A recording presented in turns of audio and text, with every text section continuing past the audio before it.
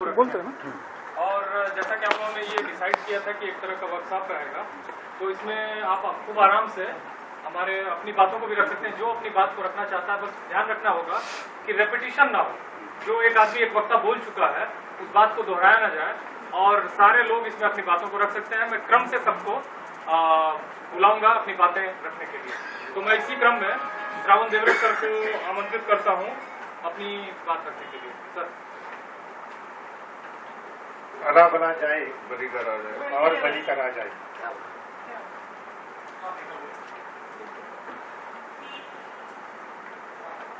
इस तरह से जिस बलिराजा की वंदना पूरे देश में 5000 साल से चल रही है, उस बलिराजा को मैं पहले वंदन करना चाहता हूँ। और ये बलि का राज इस भारत में आए, इसलिए जिन्होंने बलिदान किया है, जिन्होंने त्याग किया है, वो सब बहुजन महामानव, चारवाक बुद्ध से लेकर फुले शाहू, बाबा साहब, मान्यवर कांचीराम जी तक, सावित्रीबाई से लेकर रमाबाई तक, इन सभी बहुजन महामानवों को मैं वंदन करना चाहता हूँ। और आप सभी का पहले मैं आभार करूंगा कि आपने इस हिस्टोरिकल मीटिंग को, मतलब ये तो मैं कहूंगा कि आपकी वजह से ये मीटिंग हिस्टोरिकल हो रही है, आपकी उपस्थिति की वजह से। तो आप सबको मैं पहले आभार करूंगा। और हमारे दोस्त जिन्होंने ये होस्ट किया है, आदरणीय सुनील भाऊ सरदार, और जिन्होंने निमंत्रित किया डॉक्टर संदीप जी। तो ये जो मीटिंग आज ऐसे वक्त पे हो रही है, जिस वक्त पे हमने सोचकर समझकर कुछ नई बातें सामने लानी है। अभी तो हम ये सोच रहे हैं कि भाई ओबीसी का जागृति बहुत हो गया है, पूरे देश में हो गया है, क्योंकि प्राइम मिनिस्टर हमारा अभी दिल्ली में काम कर रहा है और अब हमें कुछ करने की जरूरत नहीं है। ये बहुत से लोग सोच रहे हैं, लेकिन ये आप देख रहे होंगे कि ये सोच गलत है। जैसे भी आप देखेंगे कि जो समाज में अलग अलग कैटेगरी है,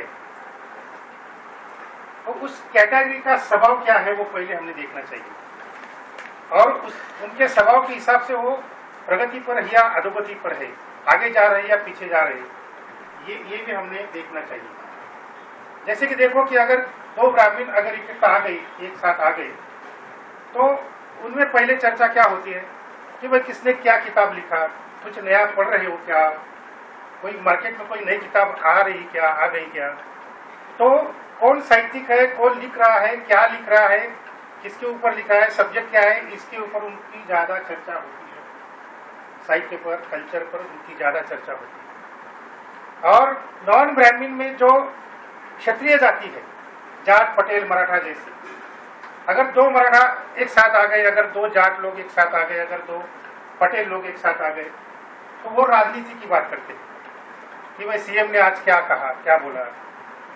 सीएम मतलब उनका ही रहता है, क्षेत्रीय जातियों का, अब तक तो उनका ही रहा था। तो उनकी राजनीति की बात चलती है। जैसे कि उनके घर में बच्चा पैदा होता है, मराठा, जाट, पटेल, उनके घर में बच्चा पैदा होता है, तो वो क्या बोलते हैं कि सीएम पैदा हो गया अपने घर में, मतलब वो आगे जाके सीएम बनने वाला। और ब्राह्मण क्या कहता है कि अपने घर में, जब ब्राह्मण के घर में बच्चा पैदा होता है, तो वो कहता है कि अपने घर में साहित्यिक, विचारक या कलेक्टर, ऑफिसर पैदा हुआ है। और हमारी जो कैटेगरी है, ओबीसी की कैटेगरी, इनकी सोच तो बहुत ही पिछली, मतलब पीछे वाली है। क्योंकि जब भी कोई दो किसान या दो कोई मजदूर जो ओबीसी है, या आपके हिंदी में क्या बोलते मालूम नहीं हो, कारपेंटर वगैरह, स्मिथ वगैरह, तो वो जो आपस में बात करते हैं तो मजदूर की ही बात करते हैं, मजदूरी की ही बात करते हैं। कोई आगे बढ़ने की, शिक्षा की बात नहीं करते, कल्चर की कोई बात नहीं करते। तो अभी ओबीसी में कोई पॉलिटिक्स की बात शुरू हो रही है। देखो कि महाराष्ट्र में, और अभी तो आप न्यूज़पेपर में पढ़ रहे होंगे कि महाराष्ट्र में हर कास्ट में, हर कैटेगरी में अभी इतनी जागृति बढ़ गई है कि 10 लाख से ऊपर ही लोग अभी मार्क्स निकाल रहे हैं, ना 5,000, ना 10,000, ना 50,000, ना 1 लाख, ना 2 लाख। जिनका भी मार्क्स निकलता है, जिनका भी मोर्चा निकलता है, वो भी रास्ते पे आता है तो 10 लाख से ज्यादा निकलते हैं। ऐसा किसी भी स्टेट में आपने नहीं देखा, इससे पहले कभी देखा नहीं होगा। तो ये महाराष्ट्र में देखो, ओबीसी के बारे में बोलता हूं मैं कि 2 ही स्टेट ऐसे हैं कि जो मूलभूत परिवर्तन करते हैं, एक महाराष्ट्र है और एक तमिलनाडु है। ये 2 स्टेट ऐसे हैं कि वो जो मूलभूत परिवर्तन करते हैं ओबीसी कैटेगरी में।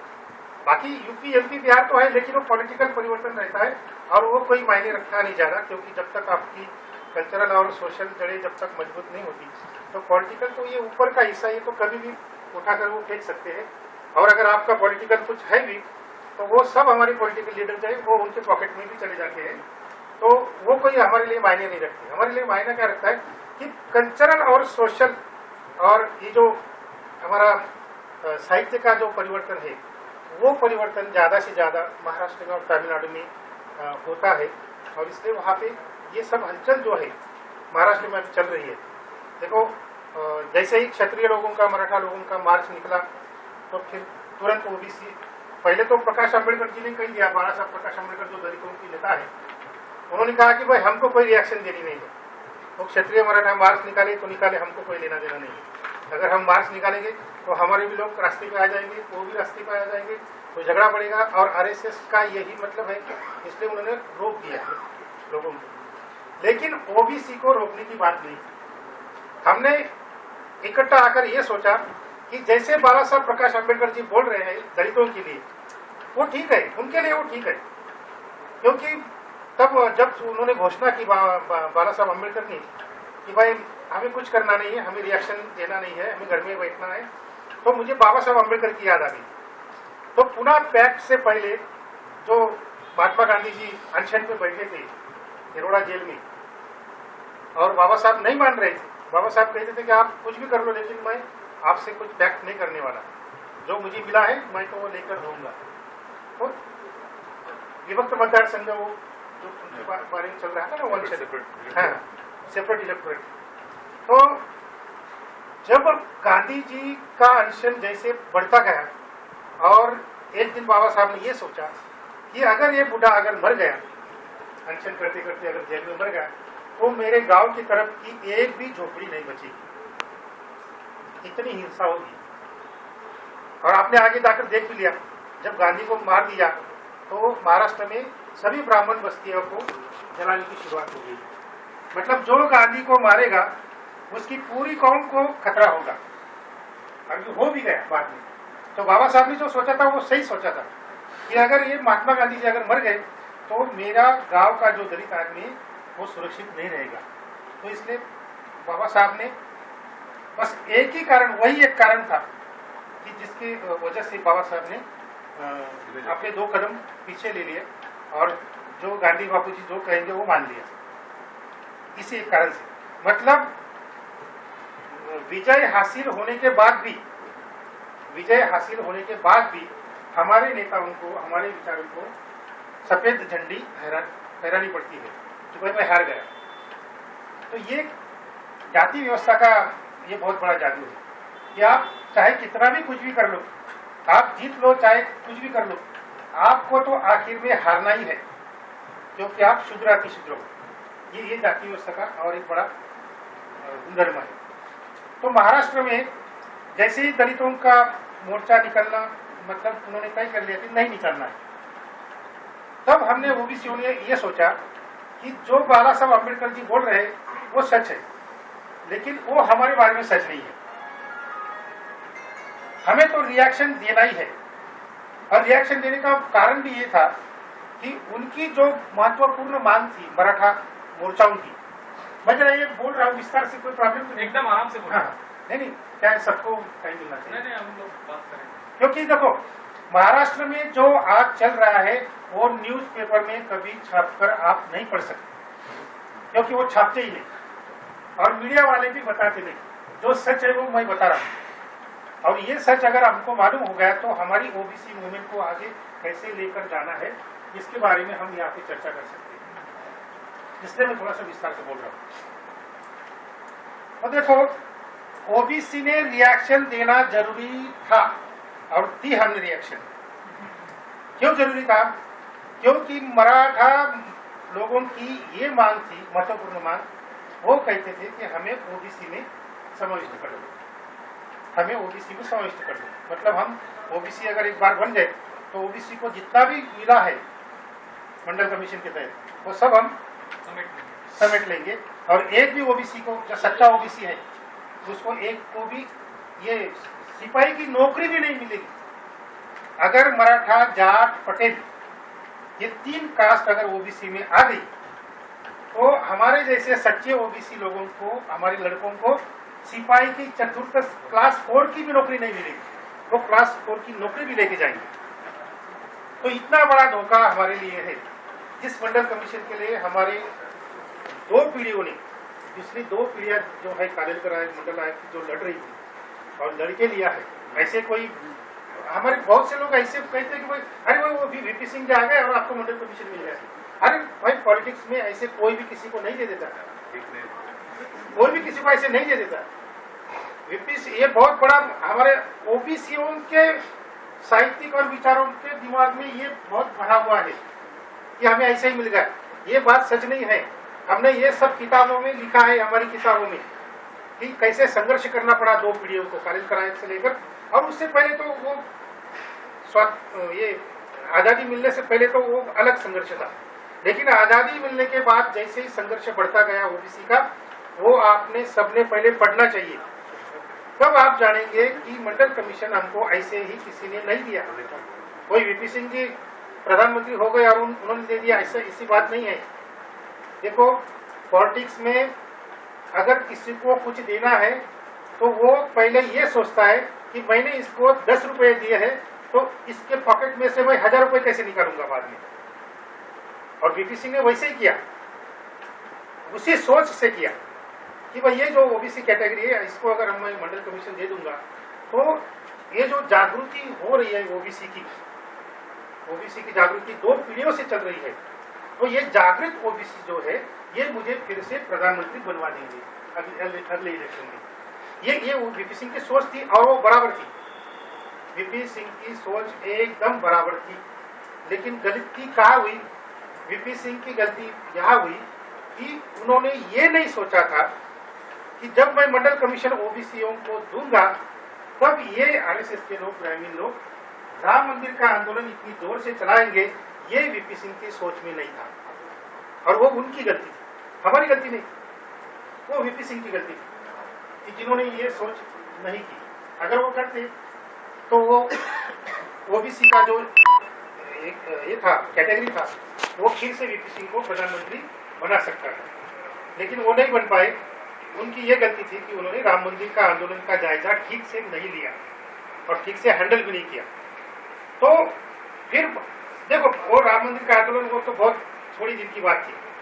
फिर बाद में जितने भी इलेक्शन आ गए पूरे भारत में, तो ओबीसी की जो जागृति हुई थी, तो कितने स्टेट में ओबीसी सीएम बनने लगे, आपने देखा है।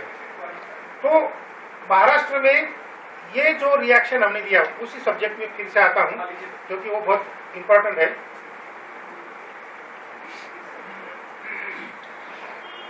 मैं उदाहरण के तौर पर ले जाता हूँ क्योंकि उसको भी आपको उदाहरण देना पड़ेगा। मैं जो बात रखता हूँ, रिएक्शन देना क्यों जरूरी था? अगर रिएक्शन नहीं देते तो क्या होता? देखो, हरियाणा में 2014 के इलेक्शन से पहले मनमोहन सिंह की सरकार थी, कांग्रेस की सरकार थी, और उन्होंने सोचा कि भाई जाट लोगों को अगर हम ओबीसी में समाविष्ट कर देंगे तो जाट लोगों की जो वोट बैंक है वो 2014 के पार्लियामेंट्री इलेक्शन में हम उसको कैश कर सकेंगे और हमारा राष्ट्र फिर से ला सकेंगे। तो जाट लोगों की वोट बैंक कैश करने की सोच लेकर कांग्रेस की सरकार ने जाट लोगों को ओबीसी में समाविष्ट कर दिया। देखो, ओबीसी पहले से ही शांत है, वो ज्यादा रिएक्ट नहीं होता, लेकिन सोचते रहता है। देखो, ओबीसी ने रिएक्शन नहीं दिया, इसका परिणाम क्या हुआ कि हरियाणा में जाट लोगों का अभी जो हिंसक आंदोलन हुआ, अभी उस पर हल्ला हुआ, अभी आज राजकुमार देखो, तो राजकुमार सैनी ये, हाँ, तो ये जो आंदोलन है हिंसक आंदोलन जाट लोगों का, तो सबसे ज्यादा मार तो सैनी कुशवाहा समाज पे ज्यादा पड़ी। हरियाणा में ये हमारे भाई आए यहाँ पे, वो कहेंगे इसके बारे में ज्यादा। ओबीसी उनके सैनियों के घर जला दिए, उनकी रिक्शा गाड़ी, उनके मार्केट में उनके जो शॉप थी वो शॉप देखकर सैनिक का है जलाओ इसको। तो इतना बड़ा अत्याचार हुआ, मीडिया ने बताया नहीं, लेकिन जो वहां पे टीम जो गई थी सरकार की, उन्होंने ये सब लिखा है, अपने अहवाल में लिखा है, रिपोर्ट में लिखा है। तो मैंने ये सोचा कि अगर महाराष्ट्र में अगर हम शांत रहे ओबीसी और ये 15-15 लाख के मार्क्स निकाल रहे मराठा लोग, जैसे जाट निकालते हैं वैसे, तो अगर हमने रिएक्शन नहीं दी तो हो सकता है हरियाणा में जैसा ओबीसी को मार पड़ा वैसे ही महाराष्ट्र में मार पड़ सकती है। और इसलिए हमारे जैसे बहुत सारे लोग ओबीसी इकट्ठा हो गए और सोचा कि हमने तो मार्क्स निकालना ही है। और आपने देखा होगा नासिक में पुलिस का जो ये है रिपोर्ट है, पुलिस का रिपोर्ट के तहत से 10 लाख से ज्यादा लोग थे, 10 लाख से। और हमारे जो कार्यकर्ता लोग हैं जो अलग अलग गांव से आए थे, उनका कहना था कि 20 लाख से। हाँ, तो जब वो मार्च खत्म भी हो गया, हमारा वो निवेदन वो स्टेटमेंट में दिया कलेक्टर को, फिर भी लोगों का आना शुरू था। कुछ लोग 10 किलोमीटर के बाहर वो जाम, ट्रैफिक जाम में अटक गए थे शहर के बाहर, तो वो नहीं आ सके। फिर वो बाद में वो भी आना शुरू हो गया। तो पुलिस कुछ 2 दिन तक 3 दिन तक पुलिस रिपोर्ट नहीं दे सकी कि क्या लिखे इस रिपोर्ट में, 10 लाख लिखे, 15 लाख लिखे कि 20 लाख लिखे। तो इतना बड़ा मार्च भारत में ओबीसीओ का पहली बार महाराष्ट्र में और नासिक में निकला। और ये देखकर देखो 2 रिएक्शन हुई अभी, उन्होंने एक्शन किया, हमने रिएक्शन दिया, लेकिन हमारी रिएक्शन नहीं रही, हमारी एक्शन बन गई और वो रिएक्शन में चले गए, वो रिएक्ट करने लगे। तो उन्होंने देखा कि भाई अभी ये तो देखो कोई एक कास्ट कितना भी बड़ा मार्च निकाल ले, 50 लाख का, 1 करोड़ का, लेकिन वो तो कहा जाता है कि एक कास्ट का मार्च है, एक जाति का मार्च है। लेकिन ओबीसी का जो मार्च है वो चाहे 5,000 का निकले या 5 लाख का निकले, तो क्या कहा जाता है, डेमोक्रेसी में ये बहुत जरूरी है,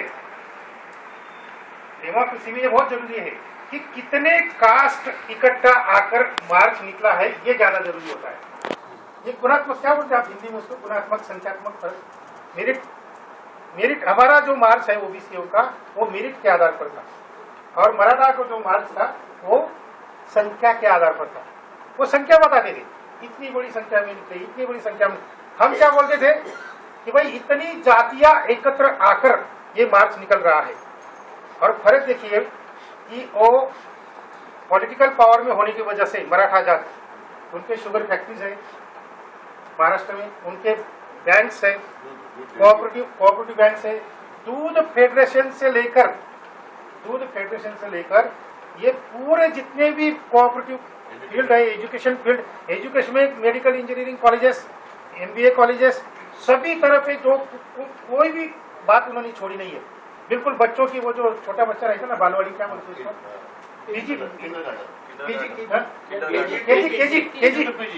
केजी से लेकर पीजी तक और हायर एजुकेशन तक, सब पूरा का पूरा मराठा कम्युनिटी उसमें मालिक बन के बैठा है। पूरा बैंक, मतलब इकोनॉमिकल जो महाराष्ट्र का ये है, पूरा का पूरा मराठा कम्युनिटी के पास इकोनॉमिकल, एजुकेशनल, पूरा का पूरा, और कोऑपरेटिव सेक्टर वगैरह।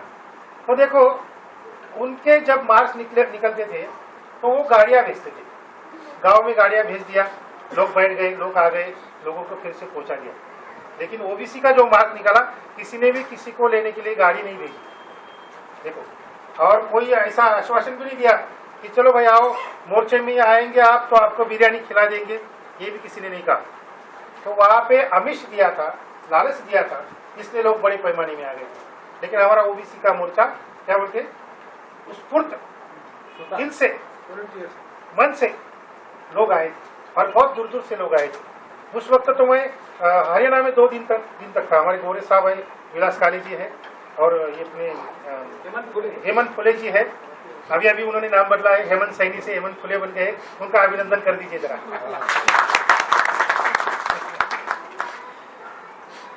तो फुले जी के बारे में अभी इतनी जागृति हो गई है कि लोग हमारे नाम के आगे अभी फुले जी का नाम लगा रहे हैं, ये बहुत बड़ी बात हो गई है। तो ये जो महाराष्ट्र में ओबीसी का मार्च निकला, ये बहुत बड़ी बात हो गई, पूरे देश में उसका इफेक्ट हो गया। लेकिन देखो कि हमारे शत्रु हमसे ज्यादा होशियार है, हमारे शत्रु हमसे ज्यादा होशियार है। उन्होंने देखा कि ये भी एक ओबीसी का माहौल बन रहा है, ये तो अपने हाथ से भी निकल सकता है। तो उन्होंने, मीडिया वालों ने पहले ये शुरू कर दिया कि ये जो ओबीसी मार्च निकल रहा है, ये ओबीसी का नहीं है। मीडिया ने क्या कहा, ये ओबीसी का मार्च नहीं है, ये किसी एक व्यक्ति के लिए है, मतलब भुजबल। वहां पे जो इनको ओबीसी नेता कहा जाता है, छगन भुजबल जी, वो जेल के अंदर है अभी। तो जेल के बाहर उनको निकालने के लिए ये लोग सब इकट्ठा हो गए हैं, ये मीडिया ने शुरू कर दिया। लेकिन हमने कहा कि हम तो मीडिया के सामने भी गए और प्रेस कॉन्फ्रेंस भी किया। शुरू से पहले से हम ये बोल रहे थे कि ये किसी एक व्यक्ति के लिए नहीं है, किसी नेता के लिए नहीं है, किसी को जेल के बाहर निकालने के लिए नहीं है, ये तो ओबीसी का मार्च है, ये अपने अस्तित्व दिखाने के लिए रास्ते पे आया है। ये हमने वहां पे सिद्ध कर दिया। तो वो बदनामी तो करेंगे हमारी, अब जब हम कोई रिएक्शन देंगे, कोई एक्शन करेंगे, तो वो तो उनके हाथ में मीडिया है, उनके हाथ में पॉलिटिकल पावर है, वो तो हमें बदनाम करने की कोशिश करते रहेंगे। लेकिन हम सब ने ये प्रेरणा अभी लेनी चाहिए कि पहले तो कार्यकर्ता सोचते थे कि कोई मीटिंग बुलाई तो कितने लोग आएंगे, 5 आएंगे, 10 आएंगे या 2 आएंगे, अगर कहीं पे अगर इकट्ठा होना है तो कितने लोग आएंगे। अब ये चिंता छोड़ दो, आप अभी ओबीसी जागरूक हो गया है बड़े पैमाने में। आप देखो अभी आप जितने भी लोगों को बुलाए सबके सब हाजिर है, कोई बेनजर नहीं है, कोई अनुपस्थित नहीं है। तो जागृति इतनी तो आ गई कि जितने भी लोगों को आप बुलाएंगे उतने लोग आ जाएंगे। तो ये सबसे बड़ा काम महाराष्ट्र में ये हमने शुरू कर दिया, अब ये पूरे देश में होना चाहिए।